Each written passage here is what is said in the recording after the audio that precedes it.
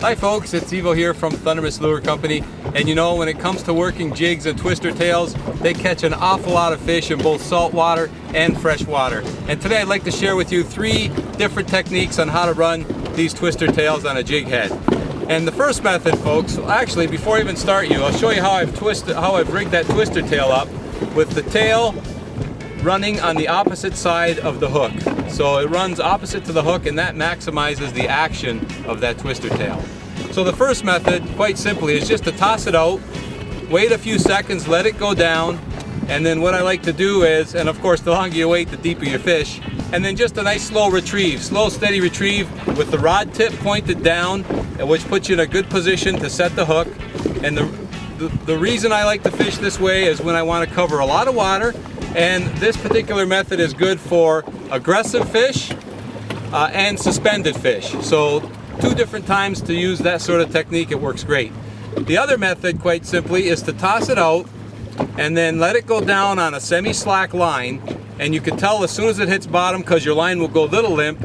At that point in time, take up the slack, jig it up, and then let it go back down on a semi-slack line. Put your rod back down to about this 3 o'clock position, and you just keep working it back like that, jig at a time, bouncing it off the bottom, and that, folks, will catch you both aggressive and non-aggressive fish. It's a very, very effective way to put a lot of fish in the boat.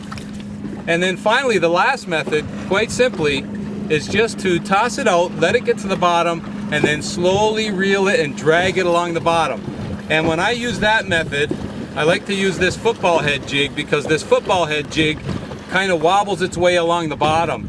And if you have any fish that are not very aggressive or a little sluggish, they won't be able to resist that action of that twister tail.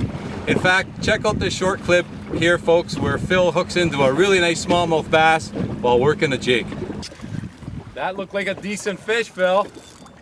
Certainly felt heavy on the hook set. Oh, there he is again. Oh, that's a nice bat. Oh, Phil, that's a 5-pounder right there. I hope I don't lose him. That's a dandy.